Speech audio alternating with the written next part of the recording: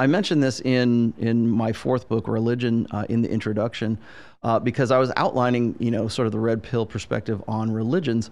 But also I was saying, like what we're seeing right now is this, I'll say revolution, but like for lack of a better word, a revolution in like information. Yeah. So the revolution's being televised on YouTube. I made this observation in my book in the introduction of it, that the Gutenberg press back in 1450 or 1480 or something like that revolutionized information dissemination, right? For sure. So what happens is in Western Europe, illiteracy rates go up.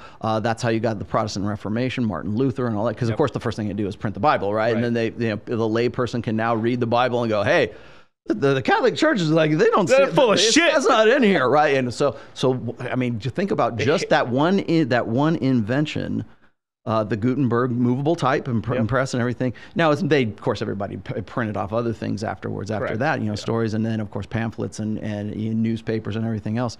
But just the dissemination of information was enough to start wars, and it was enough to cause a schism in the church. And it was, I mean, you think about that's really what that was a church top. Yeah, that was the top of the church power. Exactly, it was because they had a lock on everything because nobody could read.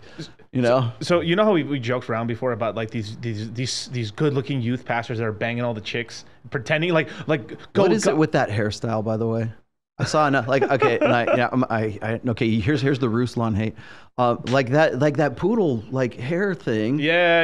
And half a Jufro. I can't just point at him, because I saw another dude who's trying to do the same kind of grift that he is, like a youth pastor guy. Yeah. And he has the same haircut. I'm like, is this like a thing? I think it's a thing. Is this the thing? I was like, wow. Go with Christ, bro. So, anyways, what my comparison, my allegory, anyways, was that the internet and social media is the new Gutenberg press. Yeah. Only it's not just in Western Europe, it's worldwide now. So everybody has the ability, I think, across the globe to go from the old set of rules to the new set of rules because they have Google, because they have the internet, because they have a cell phone, because we are the media right now. Anyone with a cell phone is the media right now.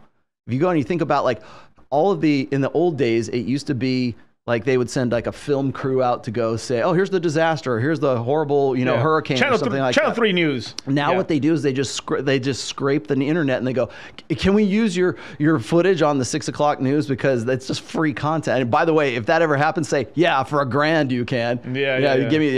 Show me some cash here, because by the way, they do have a budget for that kind of thing. But that's what I'm saying is like everybody is the media now. Everybody has access to information.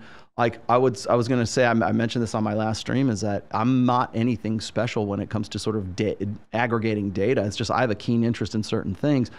Anybody can go get it.